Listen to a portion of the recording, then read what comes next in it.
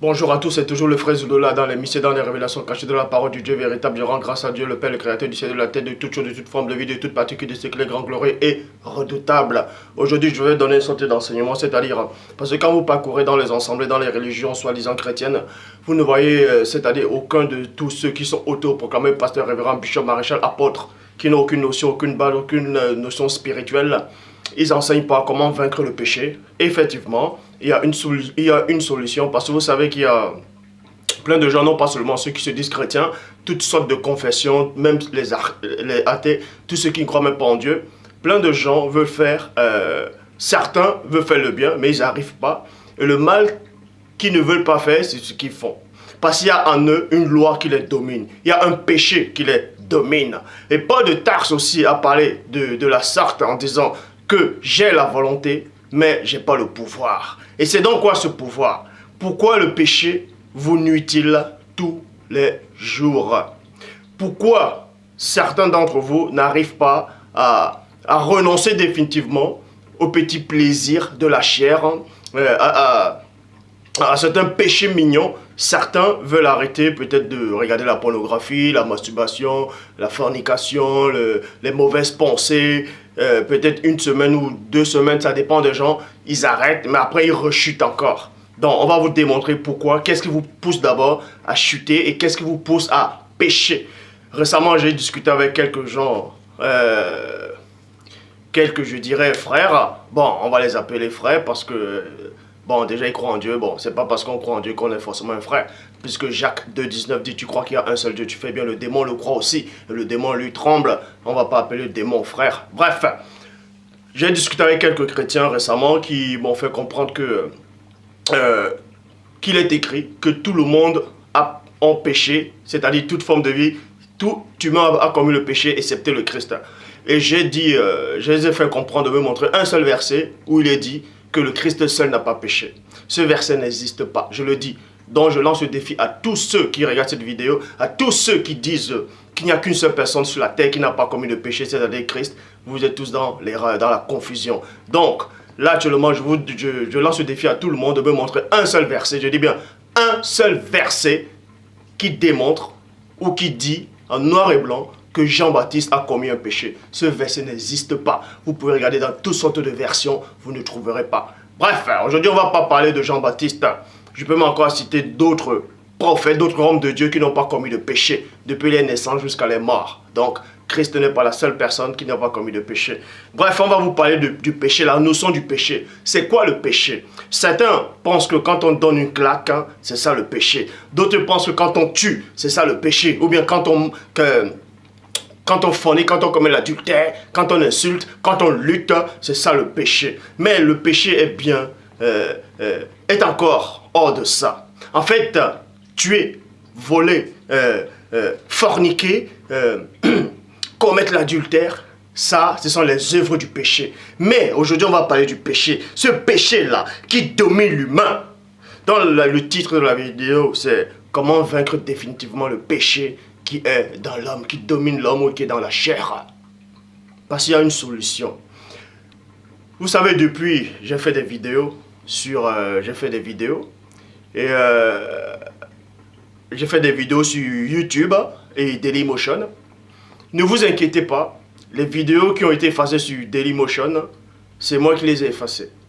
Mes vidéos, j'ai supprimé mon compte Dailymotion. Donc, ce n'est pas des détracteurs qui ont fait en sorte que on puisse supprimer les vidéos sur Dailymotion. Donc, ne vous inquiétez pas. J'ai supprimé les vidéos, j'ai effacé mon compte, j'ai bloqué, bref, effacé mon compte. J'ai déconnecté le compte sur Dailymotion, mais j'ai encore réouvert un nouveau compte Dailymotion, toujours sous le nom de Zoulola. Actuellement, il y a 2 vidéos. Je mettrai d'autres vidéos dans la suite. Donc, ne vous inquiétez pas. Donc, aujourd'hui, nous allons parler, toi qui me regardes, tu as envie de plaire à Dieu. Dieu sait que tu as la volonté. Tu as envie de plaire à Dieu. Dieu le sait. Mais tu n'arrives pas. Il y a quelque chose qui t'empêche. Et cette chose-là, c'est quoi? Qu'est-ce qui t'empêche?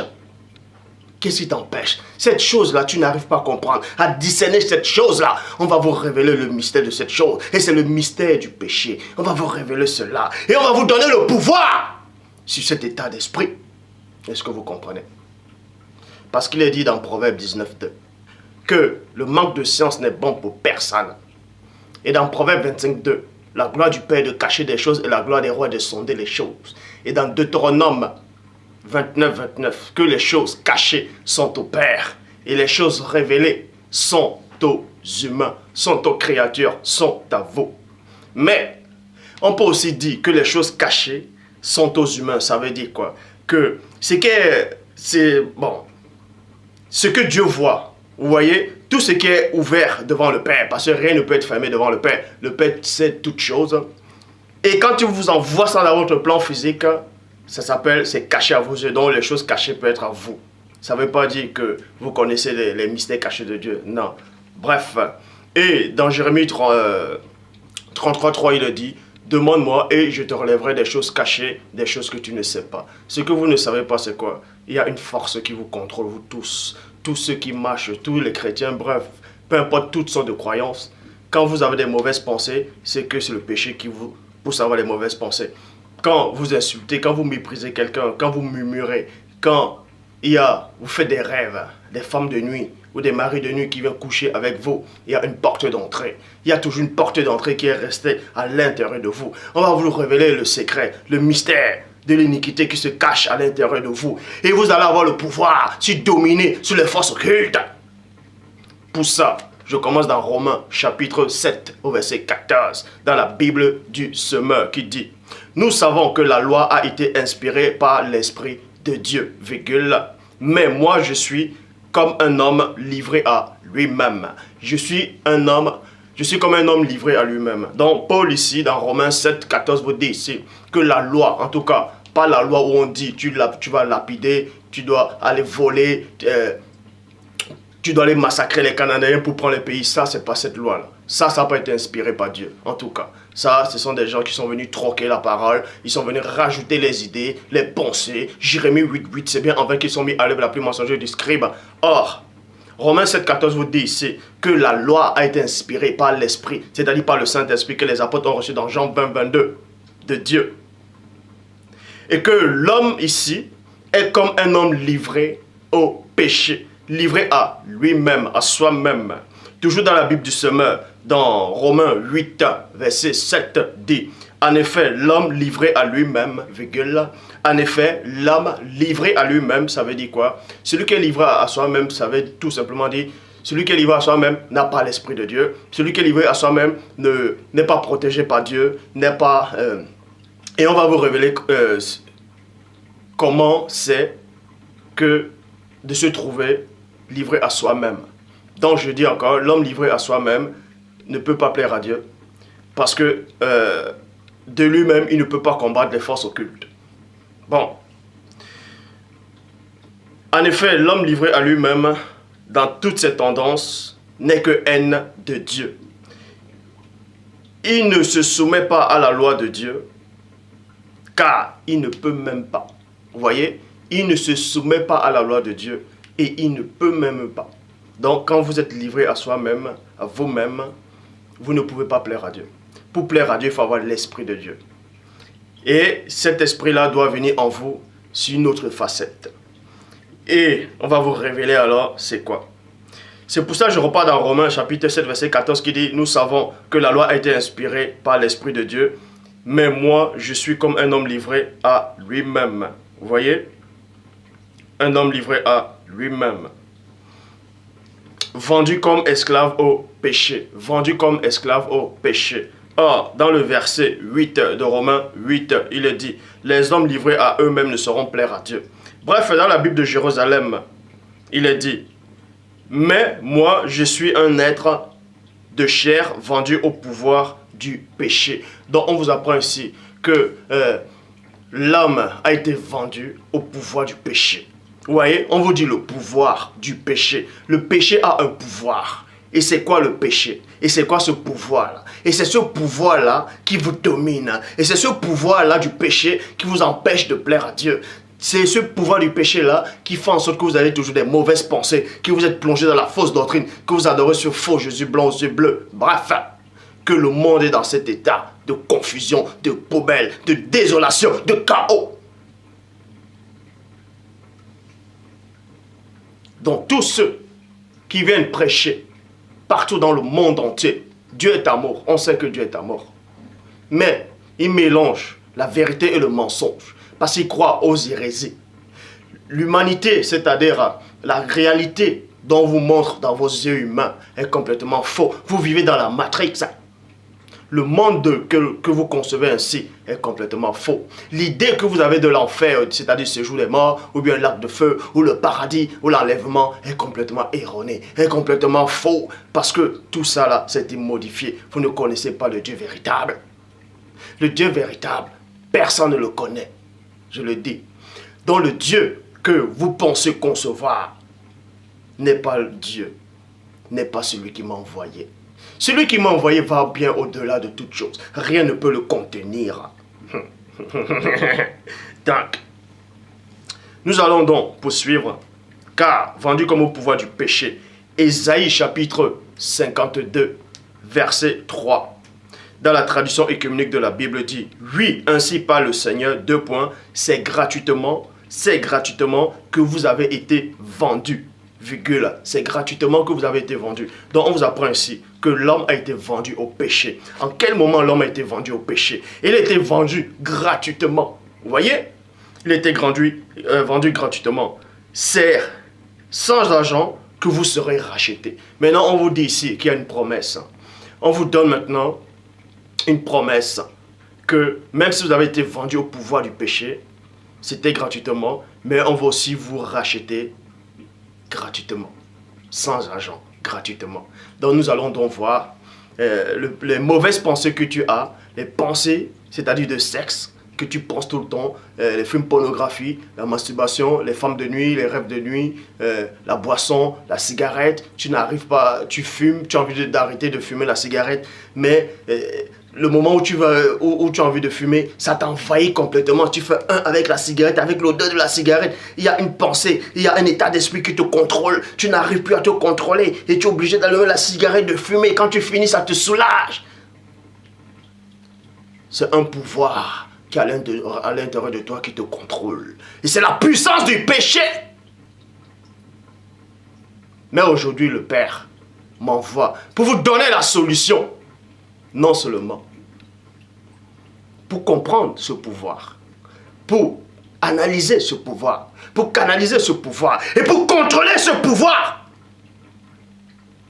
afin de dominer sur les circonstances, afin de dominer sur la puissance occulte.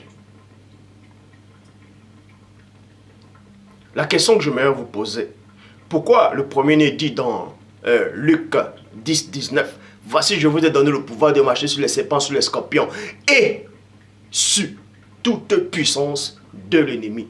Rien ne pourra vous nuire. » Et plus tard, on vous dit que Paul de Tarse arrive dans Romains et dit qu'il a la volonté, mais il n'a pas le pouvoir. Mais Christ avait déjà donné le pouvoir de dominer, même sur le monde spirituel, même sur les forces occultes. Comment se fait-il que les mauvaises pensées vous dominent encore? Comment se fait-il que l'esprit sexuel vous domine encore? L'esprit de l'impuissance vous domine encore? Comment se fait-il que la cigarette vous domine encore? Vos péchés mignons vous dominent encore? Certaines personnes disent que on ne peut pas rester sans avoir de mauvaises pensées, que l'homme doit avoir des mauvaises pensées tout le temps. C'est faux.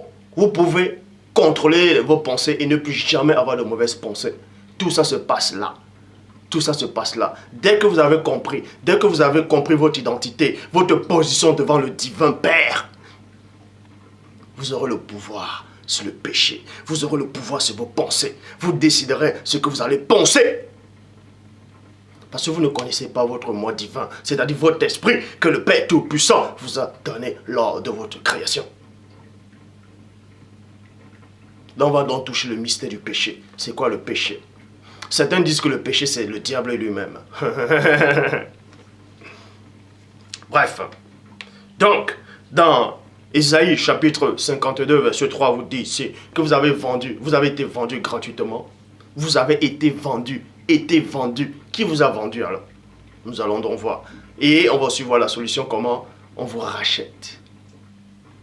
Pour ça, je vais dans Jean chapitre 8 au verset 36, dans traduction Abbé Rilette qui dit, « Si donc le Fils vous délivre, si donc le Fils vous délivre, virgule, vous serez réellement libre. On vous dit ici, si donc le Fils, c'est-à-dire le premier-né, vous délivre. Parce que pour avoir la puissance sur le péché, il faut que vous soyez délivré. Il faut que vous puissiez être délivré, premièrement.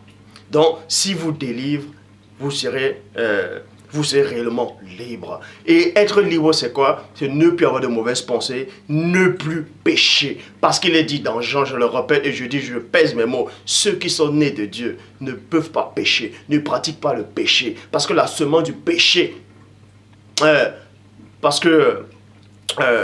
non seulement la semence du péché va être détruite, bref, la semence de Dieu habite en eux et ils ne peuvent pas pratiquer le péché. Ceux qui sont nés de Dieu ne pêchent pas. C'est pour ça que j'ai dit, Jean-Baptiste est né de Dieu, il n'a commis aucun péché.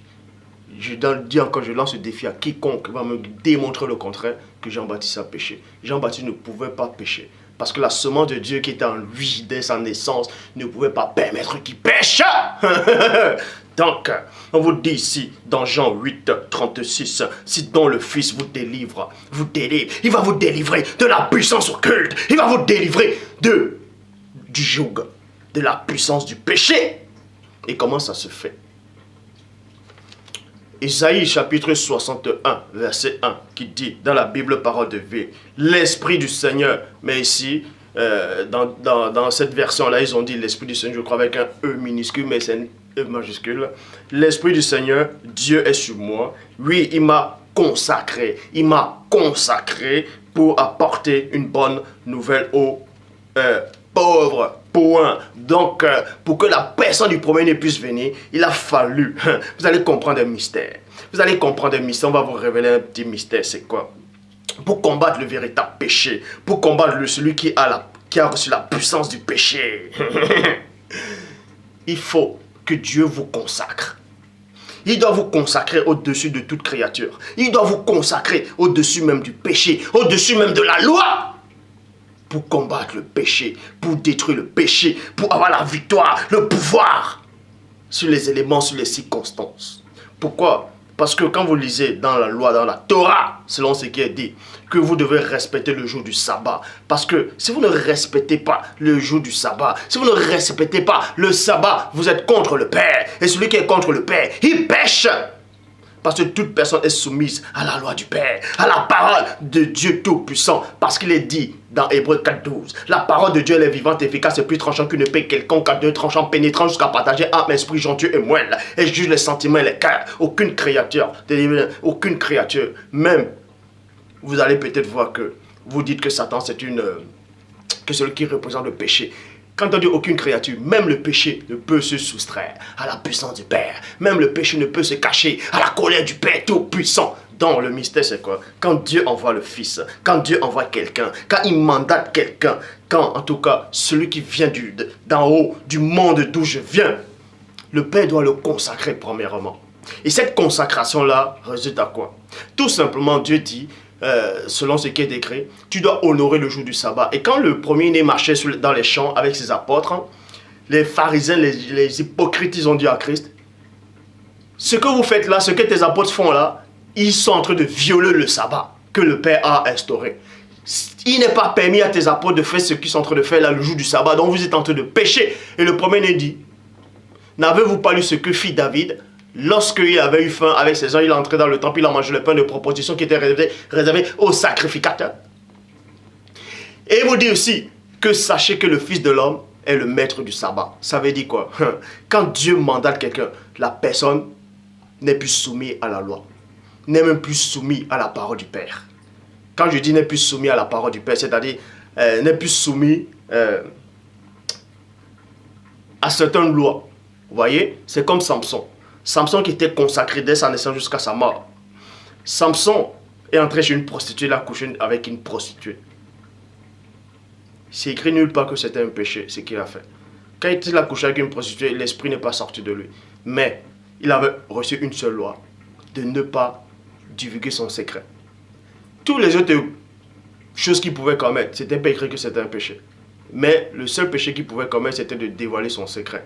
Et là, quand il a dévoilé, l'esprit s'est retiré de lui. Vous voyez? Donc, pour vous dire que le Fils de l'homme, le premier-né, avait reçu le pouvoir sur toute chose. Sur toute chose. Mais Christ aussi avait reçu une seule mission. Il avait reçu un seul commandement. Il avait un commandement. Il avait un commandement. Un seul commandement. S'il n'obéissait pas à ce commandement, il n'allait plus remonter.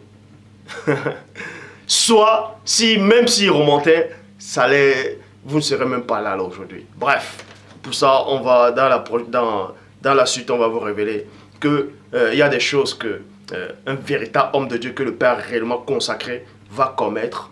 Vous allez considérer que c'est un péché, mais pour lui, ce n'est pas un péché. Est-ce que vous comprenez? C'est pour vous dire ici.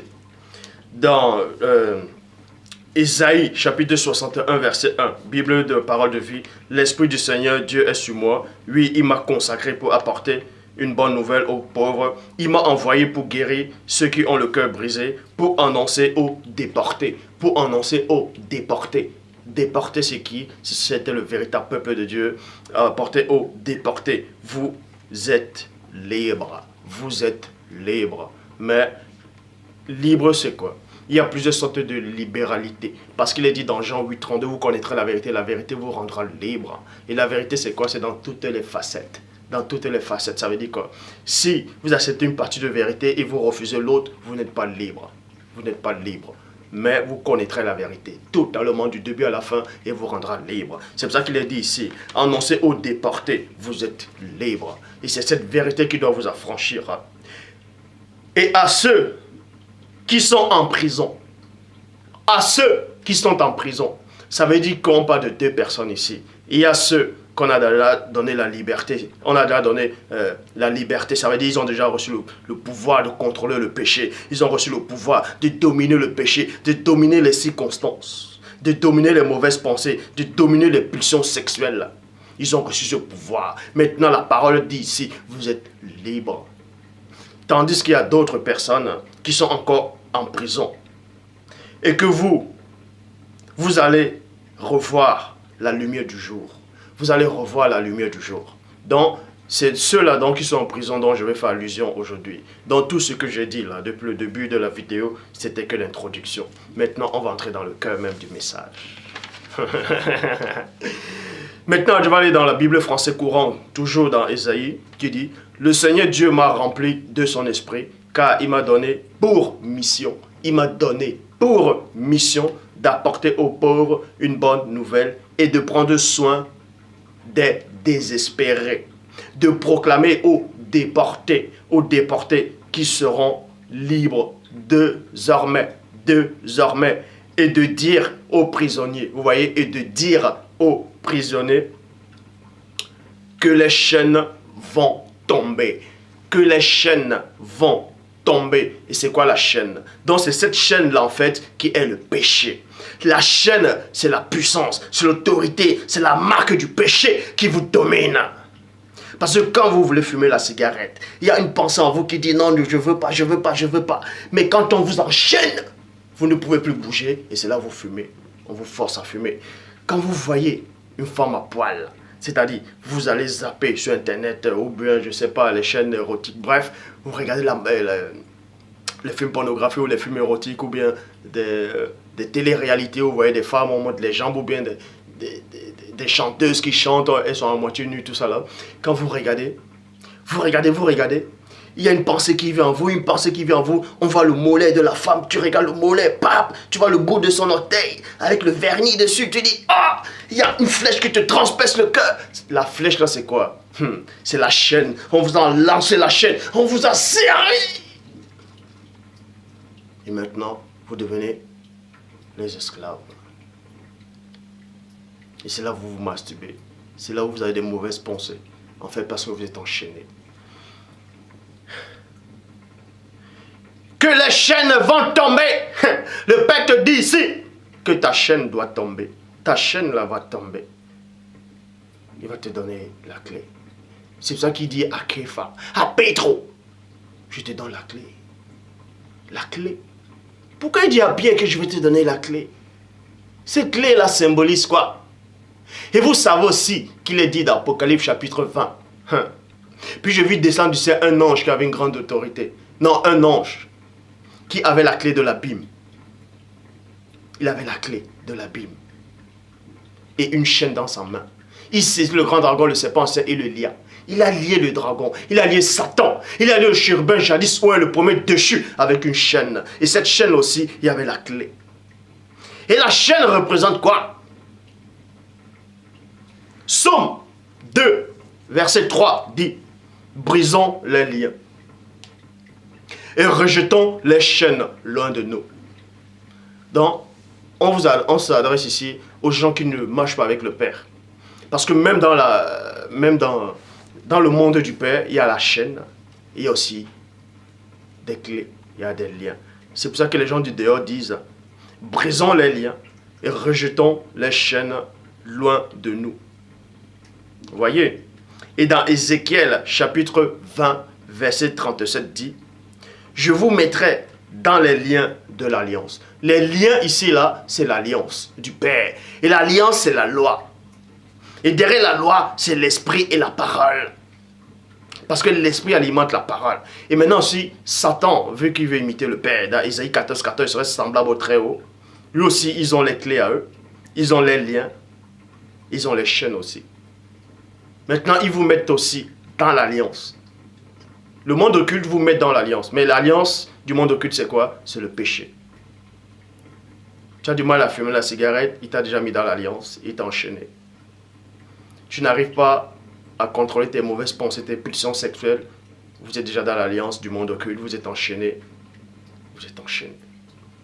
Ainsi de suite. Or, dans la Bible français courant, on vous apprend ici que l'alliance ici, là, l'alliance ici, vous voyez, les liens, c'est l'alliance. Les liens, c'est l'alliance. Et maintenant, la chaîne, c'est quoi? Vous voyez cela dans la Bible français courant, dans Psaume 2, 3. Rompons les liens qui nous imposent, disent-ils, rejetons leur domination. Donc, la chaîne, bibliquement, symbolise la domination. C'est pour ça que dans Apocalypse chapitre 20, cet ange-là qui a enchaîné le diable, il avait le pouvoir de dominer Satan. Il avait le pouvoir de dominer le péché. Parce que tous ceux qui sont nés de Dieu, tous ceux qui viennent du Père, ont le pouvoir de dominer le péché. Parce que cet ange-là qui est descendu d'Apocalypse 20 a le pouvoir. Il a lié le diable. Il a lié le diable avec la parole du Père. Il lui a lié. Donc il a enchaîné avec la domination.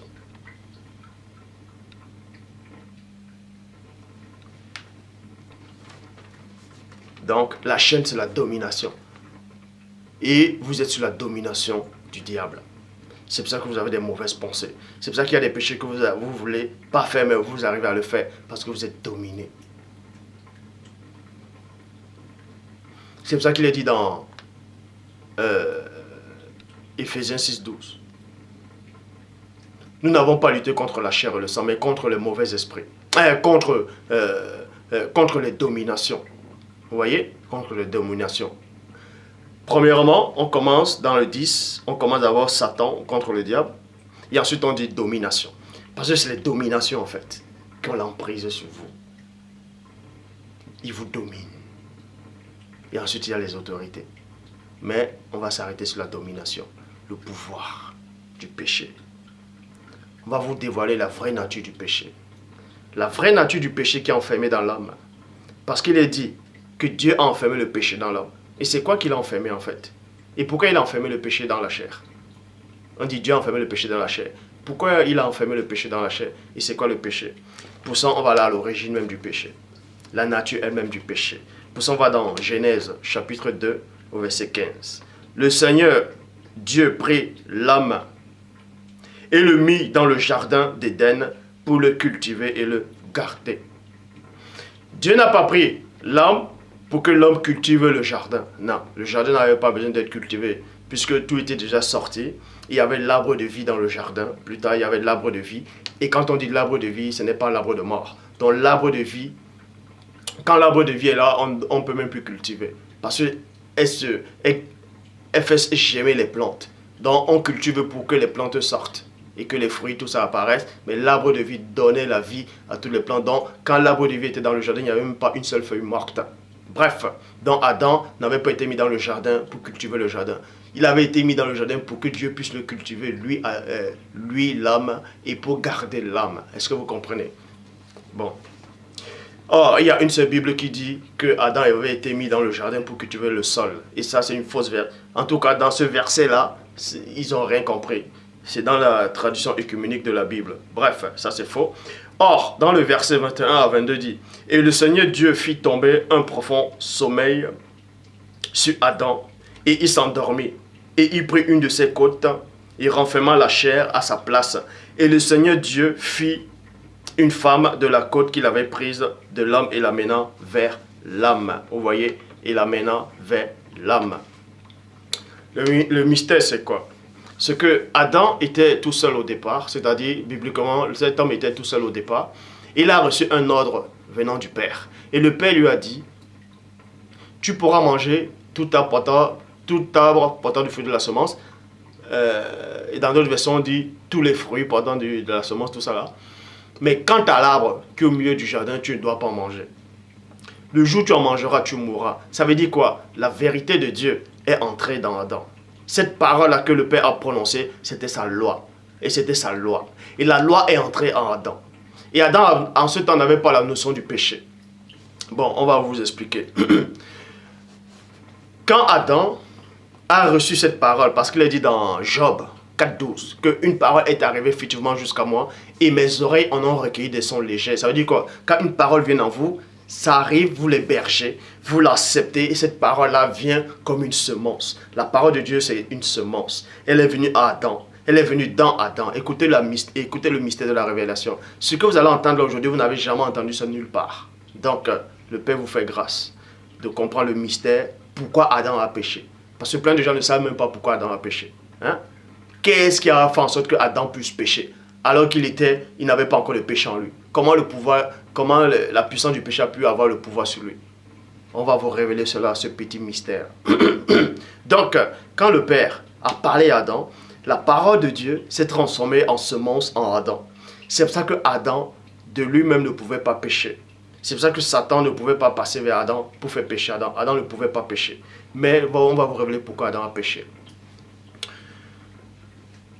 Marc, chapitre 5, au verset 30, dit quoi? On vous apprend qu'il y avait une femme qui avait l'hémorragie depuis 12 ans, tout ça là. Et elle est venue toucher le bout du vêtement du premier-né.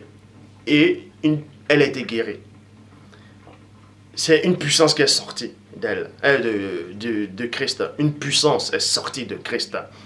Et elle a été guérie. Ça veut dire quoi? Cette femme-là représente Ève. Vous voyez? Et Christ représente Adam. Comprenez le mystère.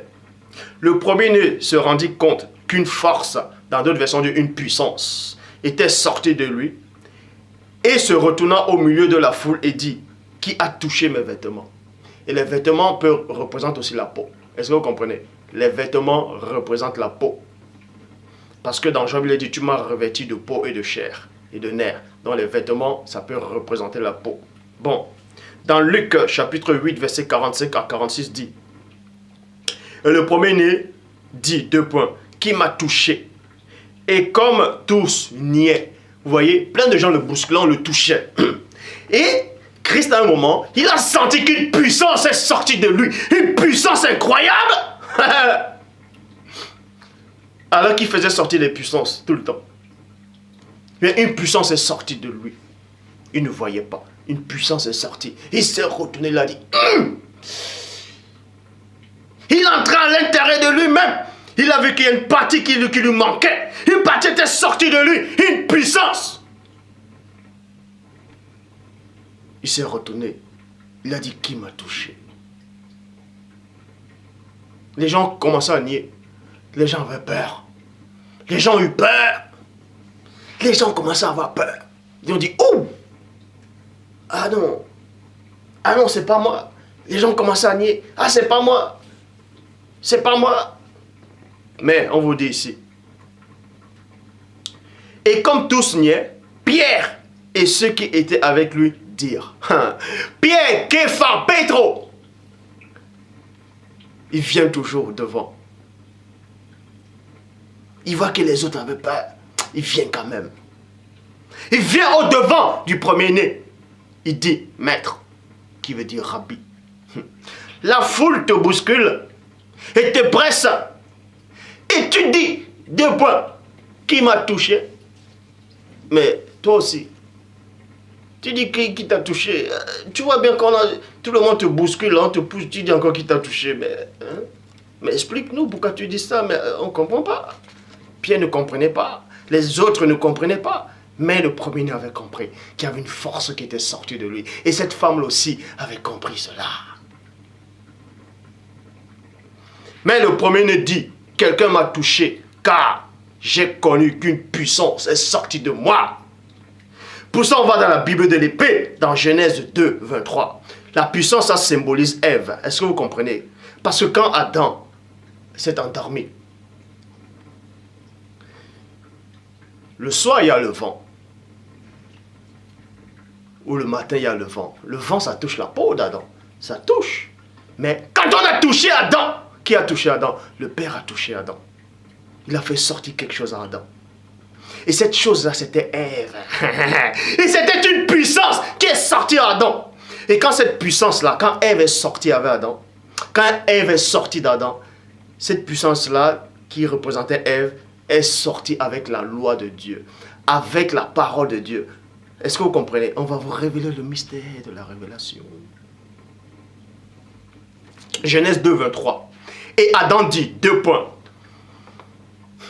Celle-ci, dans la Bible de l'épée, celle-ci est enfin la substance de ma puissance, virgule, et l'enchantement de ma chair. Donc vous voyez, donc Ève était effectivement la puissance de la substance d'Adam et l'enchantement de sa chair. Donc quand Dieu dit à Adam, tu ne dois pas manger du fruit de l'arbre de la connaissance du bien et du mal, le jour où tu en mangeras, tu mourras. Ève n'était pas là quand Dieu disait ça à Adam. Hein? Mais plus tard, quand Ève a une conversation avec le diable, elle dit, Dieu a dit, nous ne devons pas manger ça. Mais elle a entendu ça où? C'est-à-dire que quand elle était encore à l'intérieur d'Adam, cette parole-là est ressortie avec Ève. C'est pour ça que Adam s'est livré à lui-même. En ce moment-là, Adam était en lui-même.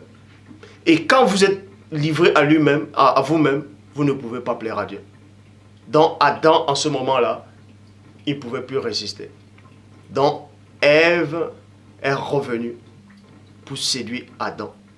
Et Adam a écouté. Il se sentait obligé. Puisque la loi que Dieu lui avait donnée n'était plus à Adam. Puisque cette loi était sortie sur la personne d'Ève. Et cette loi-là a été modifiée par le tentateur. On va aller plus en profondeur. Genèse 2, 16. Le Seigneur Dieu donna cet ordre à l'homme. Tu pourras manger de tous les arbres du jardin. Vous voyez? Donna cet ordre à l'homme. Tu pourras manger de tous les arbres du jardin. Verset 17.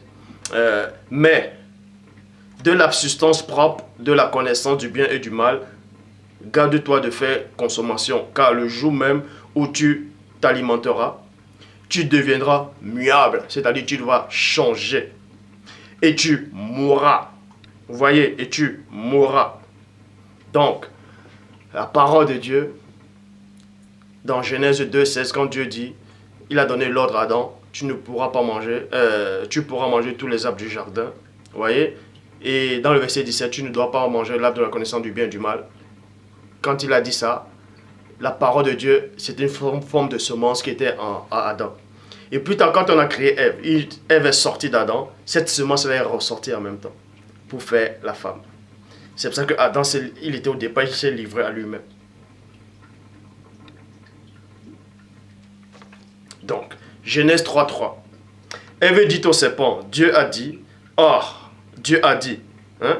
Or, en quel moment Dieu a dit à Ève que vous ne devez pas manger le fruit de l'arbre de la connaissance du bien et du mal? Hein? Maintenant, on va aller dans Genèse 3, 4, qui dit, alors le serpent dit à la femme, 2 points, vous ne mourrez point, vous ne mourrez point, vous ne mourrez point. Donc, la femme a reçu une doctrine. Parce que la femme, là, maintenant, symbolisait la semence d'Adam. Et cette semence-là symbolisait la puissance, symbolisait la substance d'Adam, symbolisait son enchantement, symbolisait la parole qui est sortie d'Adam. De même que la puissance qui est sortie du premier-né Le premier-né a dit, qui m'a touché? J'ai senti une force, une puissance qui est sortie de moi. Et la même puissance aussi, la puissance était sortie d'Adam. Et cette puissance-là, c'était Ève. Elle est sortie avec la parole de Dieu que Adam avait entendue et que Adam avait accepté. Maintenant, Adam, c'est comme s'il n'avait plus la parole de Dieu en lui. Il était comme au départ. Et quand cette parole est sortie, le diable a vu ça. Il allait corrompre. C'est-à-dire, il allait modifier. C'est pour ça qu'il est dit dans Jérémie 8:8. C'est bien en vain qu'ils se sont mis à l'œuvre la plus mensongère du scribe. Donc, il a vu cette parole-là à Ève. Il allait mettre une autre semence. Une autre semence. C'est pour ça qu'il est dit dans Genèse 3:4. Alors le serpent dit à la femme, 2 points, vous ne mourrez point. Et ça c'est faux. Dans Job 4:12, une parole est arrivée jusqu'à moi et mes oreilles en ont recueilli des sons légères. Donc elle a recueilli une autre semence, la semence du diable. Et cette semence-là c'est le péché. Donc si vous voulez réellement comprendre, le péché c'est la désobéissance. Le véritable péché c'est quoi? C'est désobéir à la loi de Dieu. C'est ça même le péché. La nature elle-même du péché, c'est la désobéissance. Parce qu'il est dit dans Exode 20, tu ne convoiteras point. Et quand le diable a convoité, il est devenu le péché. Est-ce que vous comprenez? Il est devenu le péché. Comment ça, il est devenu le péché? Un seul instant. Je suis de retour. Donc, quand le diable a péché, il est devenu le péché. Ça veut dire, quand le Père a parlé, quand le diable plutôt a parlé à Ève, vous voyez, c'était une parole qui contredisait déjà la loi de Dieu qui était inscrite dans l'homme. Et c'était le péché qui entrait en fait. Le mensonge, c'est le péché. Le mensonge, c'est le péché. Est-ce que vous comprenez? Pour ça... Bon, le mensonge, c'est le péché. Ce qui veut dire que quand le diable a parlé à Ève, et quand Ève a accepté les paroles du diable, c'est entré et c'est devenu le péché. Et c'est ce péché-là qui vous empêche de plaire à Dieu. Et c'est cette parole du diable qui est en vous, en fait. C'est la parole du diable, en fait, qui n'est pas sortie dans Adam, qui n'est pas sortie dans Ève. C'est pour ça que Dieu a renfermé le péché dans la chair. En fait, le péché là, c'était la parole du diable. C'est pour ça que Christ, dans Jean, il dit, le prince de ce monde arrive, il n'a rien en lui en moi. Il n'y a rien de lui en moi. Donc, la parole du diable n'est pas dans le Christ. La parole du diable ne résiste pas dans le Christ. Parce que le Christ symbolisait la vérité. Est-ce que vous comprenez? C'est pour ça qu'il dit, si dans le Fils vous a franchi, vous serez réellement libre. Ben, ici, c'est cette vérité-là. Et c'est la parole de Dieu qui libère. C'est pour ça qu'il dit que la parole de Dieu elle est vivante, efficace et plus tranchante qu'une épée quelconque, à 2 tranchants pénétrants jusqu'à partager âme, esprit, jointure et moelle. Est-ce que vous comprenez dans Hébreux 4:12? Maintenant, dans Job, chapitre... quand le diable a désobéi à Dieu, c'est-à-dire à la loi divine, quand il a voulu être semblable au Père, c'est-à-dire qu'il a désobéi à une loi. Et en désobéissant à la loi, il est devenu, non pas le péché, il est devenu le fils de la mort. Donc, Satan est le premier-né de la mort. Et non d'entre les morts. Ne confondez pas. Quand on dit Christ est le premier-né d'entre les morts, Satan est le premier-né, fils de la mort. Job, chapitre 18, au verset 13. Les parties de sa chair, de sa peau sont l'une et l'autre dévorées. Ses membres sont dévorés par le premier-né de la mort. Vous voyez? Ses membres sont dévorés par le premier-né de la mort. Et on sait que Satan a envoyé un ulcère à Job. Et Satan est en train de dévorer ses membres, ça dévorait sa peau. C'est pour ça qu'on vous dit ici dans Job chapitre 18 au verset 13. Les parties de sa peau sont l'une et l'autre dévorées. Ses membres sont dévorés par le premier-né de la mort. Donc Satan est le premier-né de la mort. C'est-à-dire il est le premier-né de la désobéissance. Et maintenant, toi qui as envie d'aller fumer la cigarette, il y a en toi une volonté, tu es en train de lutter, tu ne veux pas, tu ne veux pas. Tu ne veux pas. Vous voyez, tu as envie de ne pas pouvoir fumer, mais tu fumes quand même. Parce qu'à la fin, cette parole-là du diable qui est en toi, qui est le péché, qui est enfermé dans la chair, parce que cette parole n'est pas sortie. C'est pour ça qu'il a dit que Dieu a enfermé le péché dans la chair, parce que quand elle est entrée, elle n'est plus sortie, cette parole. Elle n'est plus sortie. C'est pour ça que quand vous allez connaître le Dieu véritable, je dis bien le Dieu véritable, vous serez une nouvelle créature. Et c'est maintenant Christ qui va vivre en vous. C'est-à-dire Christ qui symbolise la vérité. C'est la vérité qui va vivre en vous. Et vos membres vont mourir, en fait. Vos désirs, les désirs qui est dans cette parole-là de Satan qui est en vous, n'aura plus de fruits. Sera sans effet. Sera sans effet. N'aura plus de substance. Et sera stérile, en fait. Et c'est la parole du Père qui va germer. Pour ça, je vais m'arrêter là. Je vais faire une deuxième partie. Donc là, c'était l'introduction. Je vais faire une deuxième partie. Comment vaincre définitivement le péché. Parce qu'il y a plein de gens qui disent que Christ n'a pas commis de péché. Ça, c'est vrai, il n'a pas commis de péché. Mais certains disent que Christ n'a pas commis de péché, c'est normal, parce que son corps était différent des autres corps. Et je vous dis que c'est faux. Je vous dis que c'est faux. Je vous dis c'est faux. Je vais vous montrer pourquoi Christ n'a pas pu pécher. Mais il a été tenté en toutes choses, sans commettre de péché. L'indice que je vous donne, c'est quoi? Jacques 1, 14 à 15. Chacun est tenté et attiré et amorcé par sa propre convoitise. Chacun est tenté et attiré et amorcé par sa propre convoitise. Vous voyez? Chacun est tenté, je le répète, et attiré et amorcé par sa propre convoitise. Je le répète dans Jacques chapitre 1, verset 14 à 15. Mais chacun est tenté quand il est attiré et amorcé par sa propre convoitise. Et on vous apprend que Christ a été tenté en toutes choses. Ça veut dire qu'il avait des convoitises aussi. Ça veut dire que sa chair aussi avait des convoitises. Pour ça, on va aller dans la deuxième partie plus tard. Donc, digérez déjà cette vidéo-ci. Donc, le péché, c'est quoi? C'est la parole du diable qui est en vous. Et la parole du diable, c'est quoi? C'est la désobéissance. Donc, la désobéissance, c'est le péché. La désobéissance à la parole de Dieu, c'est le péché. Et maintenant, la désobéissance à des enfants. Et les enfants du péché, c'est quoi? Les enfants de la désobéissance, les enfants de la parole, de la parole contradictoire de Satan, c'est quoi? Ce sont les œuvres mauvaises. Ce sont les mauvaises œuvres, en fait. C'est ça, ce sont des mauvaises œuvres. Tuer, violer, mentir, l'adultère, tout ça là, ce sont les œuvres de la désobéissance qui est entrée dans Ève, dans Adam, dans les premiers hommes, et ce n'est plus ressorti. Vous voyez? Maintenant, pour que ça puisse ressortir complètement, pour que vous puissiez avoir le pouvoir sur ça, il faut connaître la vérité.